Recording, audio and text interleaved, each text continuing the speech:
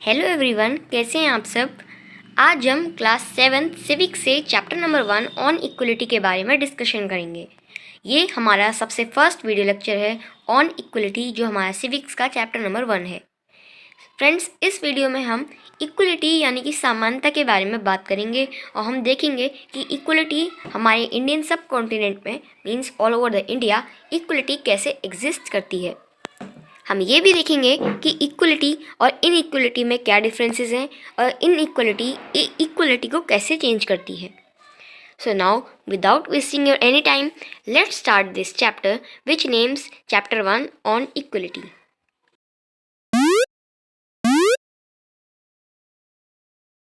Equality.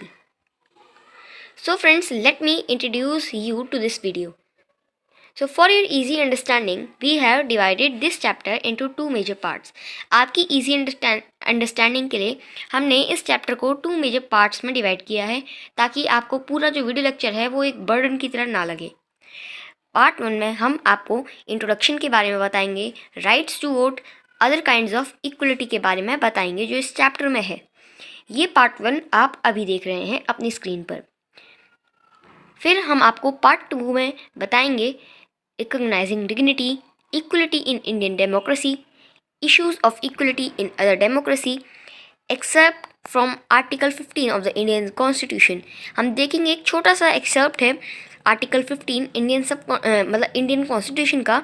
Article 15 में एक छोटा सा उसमें पैराग्राफ दिया गया है कि आर्टिकल 15 इंडिया में मतलब जो हमारा इंडियन कॉन्स्टिट्यूशन है उसे आर्टिकल 15 कैसे रिकॉग्नाइज करता है।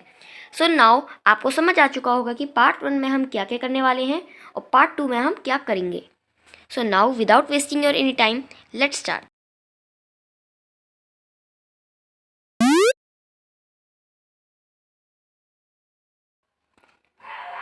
सो फ्रेंड्स, आप जैसा देख सकते हो कि ये अभी इंट्रोडक्शन है। हम इंट्रोडक्शन में देखने जा रहे हैं, क्या क्या देखेंगे हम इंट्रोडक्शन में। हम देखेंगे कि इक्वलिटी क्या है, एक की फीचर है डेमोक्रेसी का। अब डेमोक्रेसी क्या है, डेमोक्रेसी आप पढ़ के आ चुके हो क्लास 6 में। डेमोक्रेसी आपको अच्छे से पता होना चाहिए, बिकॉज डेमोक्रेसी यहाँ पर बहुत ज़्यादा इंपॉर्टेंट रहेगा। तो डेमोक्रेसी क्या होता है, डेमोक्रेसी एक ऐसा ऑर्गेनाइजेशन होता है जहाँ पर पीपल के पास बहुत ज़्यादा राइट रहता है, उन्हीं के पास पूरी पावर रहती है एक तरीके से। It influences all its excepts for its functioning. In class 7 Social Science Civics Chapter 1 on Equality, you will learn more about equality. What is it? Why it is important in a democracy and whether or not everyone is equal in India. अभी हम आपको democracy के की features भी बताएंगे, पर उससे पहले मैं आपको बताऊंगा कि इस चैप्टर को इस चैप्टर में हम डिग्निटी के कॉन्सेप्ट के बारे में भी आपको बताएंगे। डिग्निटी क्या होता है उसके बारे में भी हम आपको लास्ट में अवेयर करेंगे, जो पार्ट 2 आएगा उसमें। So the government's role in passing laws and instituting policies is also discussed here. So इसमें हम आपको ये भी बताएंगे कि जो गवर्नमेंट का रोल होता है लॉज को पास करने के लिए, बिल्स को पास करने के लिए, वो भी हम बताएंगे आपको इस चैप्टर में। At the end, the chapter briefly describes an issue of equality in United States of America to highlight that this is a global phenomena. Means last में आपको conclusion बताएंगे कि ये एक ऐसा चैप्टर है जो आपको बताएगा इनइक्वलिटी एक ग्लोबल फेनोमिना है। मीन्स इंडिया में ही इनइक्वलिटी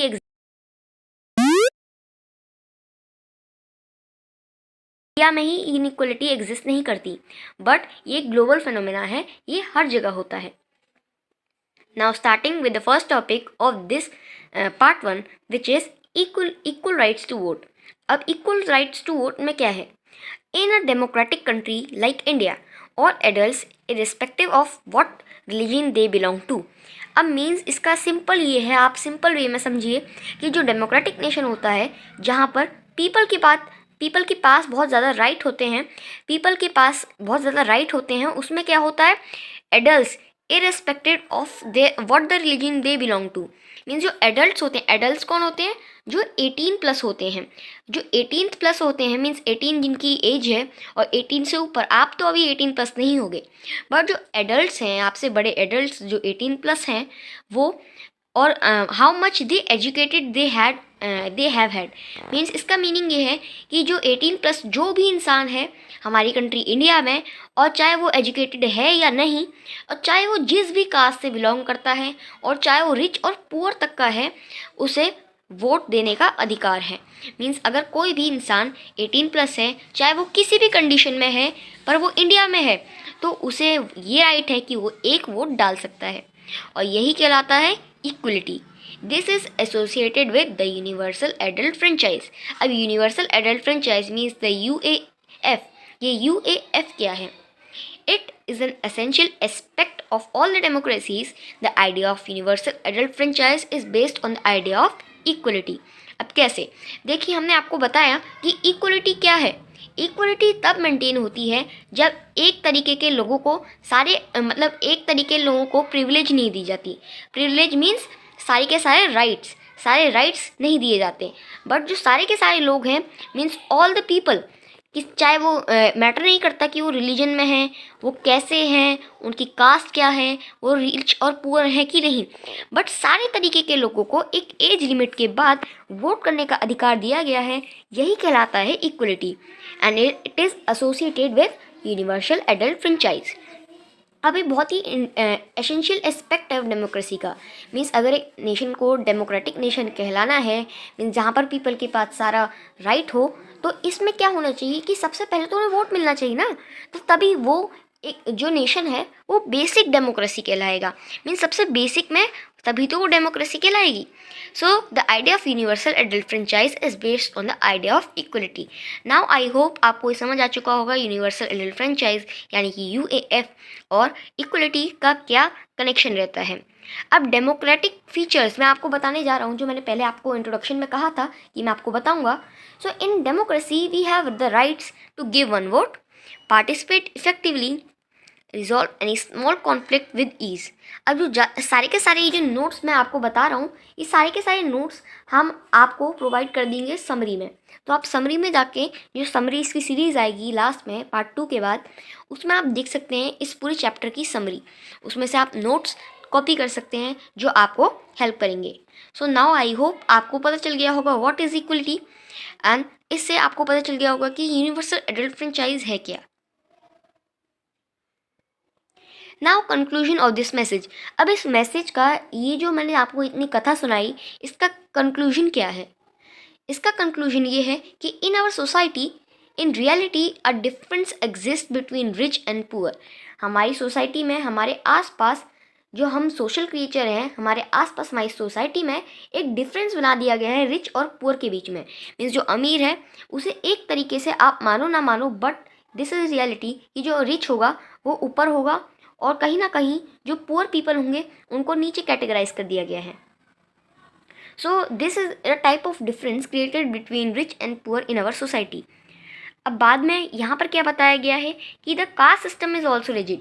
अब देखिए, सोसाइटी के लिए नहीं, बट जो कास्ट सिस्टम है ये भी बहुत रिजिड है हमारी सोसाइटी में।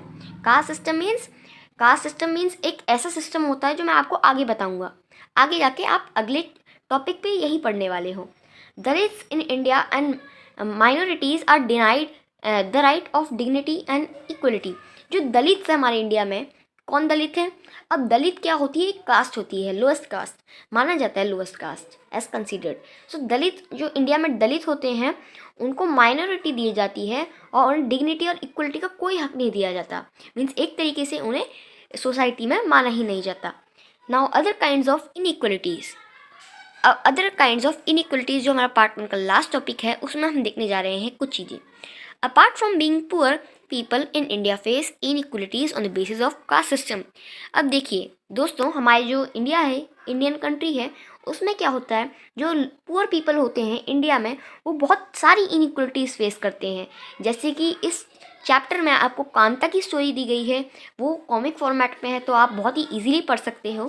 सो उसमें आपको यही बताया गया है कि जो पुअर पीपल है वो एक तरीके से हमारे कंट्री इंडिया में लोअर कैटेगराइज किया गया है, और जो रिचर पर्सन है उसे एक तरीके से सुपीरियर माना गया है। सो यही क्या कहलाता है? इनइक्वलिटी फेस करता है कास्ट सिस्टम। अब कास्ट सिस्टम क्या है? मैंने आपको पहले बताया था कि मैं आपको कास्ट सिस्टम के बारे में बताऊंगा। सो सुनिए, कास्ट सिस्टम क्या होता है? कास्ट सिस्टम एक ऐसा सिस्टम होता है which is on the basis of people's work, Indian society is divided under 4 primary sect of work. So इसमें क्या बताया है, इसमें मेनली मैं आपको बताऊंगा कि जो हमारी इंडियन सोसाइटी थी वो पहले क्या कराई गई थी, वर्ण सिस्टम के अंदर कैटेगराइज की गई थी। मैं आपको हिस्ट्री का भी बताया है, हिस्ट्री के अंदर मैंने आपको वर्ण सिस्टम के बारे में बताया है। उसमें क्या था, हमारा जो इंडियन सब कॉन्टिनेंट था वो वर्ण के अंदर डिवाइड था। मीन्स उसे ऐसे डिवाइड कर दिया गया था कि एक पीपल सुपीरियर है, एक कास्ट का पीपल सुपीरियर है और एक कास्ट का पर्सन इंपीरियर माना जाता था उस टाइम पर, बिकॉज उनका वर्क जिस तरीके का होगा उस तरीके का उन्हें माना जाता था। Now caste system, Indian society is divided into 4 primary caste. अब जो इंडियन सोसाइटी है वो 4 प्राइमरी कास्ट के अंदर डिवाइडेड है। Let me zoom it for you. Brahmins, Kshatriyas, Vaishyas, Shudras, Dalits. इसमें आप देख सकते हो ब्राह्मण्स को प्राइस्ट और टीचर का दिया गया है कैटेगरी। क्षत्रिय, क्षत्रिय कौन है, Kshatriya are the warriors and rulers. Vaishyas are the farmers, traders and merchants. So आपको यहाँ पर बेसिकली बताया गया कि ब्राह्मण्स को जो ब्रह्मा है, ब्रह्मा गॉड हैं, उनके हेड पे दिया गया है, क्षत्रियस को नीचे, वैश्यस को और भी नीचे, शूद्रस को बॉटम, शूद्रस को नीचे, और उसमें से दलित्स को बॉटम पर। वैश्यस कौन होते हैं, फार्मर्स, ट्रेडर्स, मर्चेंट्स। जो भी उस टाइम पर ये ऑक्यूपेशन करते थे उन्हें वैश्यस बुलाया जाता था। शूद्रस कौन थे, लेबरर्स थे। मीन्स उन्हें पैर पे बताया गया है। Means you can see the inequality which was faced in our Indian subcontinent earlier. So आप देख सकते हैं शूद्रस को बिल्कुल नीचे बताया गया और दलित्स को उनसे भी नीचे। Outcast, outcast means street sweepers. और आपको बताया गया कि क्लीनर्स मीन्स क्लीनर्स होते थे एक तरीके से, वो हमारी सोसाइटी में क्लीनर्स का काम करते थे और उन्हें सबसे नीचे कैटेगराइज किया गया है। Means this much of inequality was faced by our Indian subcontinent. So the lowest sect of group is the Dalits. It means the one who is the lowest scattered in the Indian society. इसका meaning समझिए कि जो lowest set था वो था Dalits का। दलित का meaning क्या होता है, जो लोएस्ट है, सबसे नीचे है, स्कैटर्ड है, बिखरा हुआ है in the Indian society. This term is used for those who have been subjected to untouchability. अब देखिए ये टर्म उन्हीं के लिए बोला जाता था जो अनटचेबल कहलाए जाते थे उस टाइम पर। One such example of an autobiography written by Om Prakash Valmiki, Dalit was जूठन। अब एक ओम प्रकाश वाल्मीकि नाम के दलित थे जिन्हें सबसे नीचे माना जाता था आउटकास्ट का। मीन्स जिनके ऑक्यूपेशन मतलब इतने ठीक ठाक नहीं थे, उनकी एक ऑटोबायोग्राफी थी, उन्होंने लिखी थी जिसका नाम था जूठन। अब इसके बारे में हम नेक्स्ट वीडियो लेक्चर में बात करने जा रहे हैं और उस वीडियो लेक्चर में हम देखेंगे कि इनइक्वलिटी कैसे फेस की जाती है। मीन्स अभी तो हमने देखा कि इनइक्वलिटी कैसे फेस की जाती है, बट आगे जाके हम और चीज़ें पढ़ेंगे। So now that's all for today. Thank you very much. Give me time to leave bye. In our next video lecture we are going to see part 2 of this chapter. Thank you and have a nice day.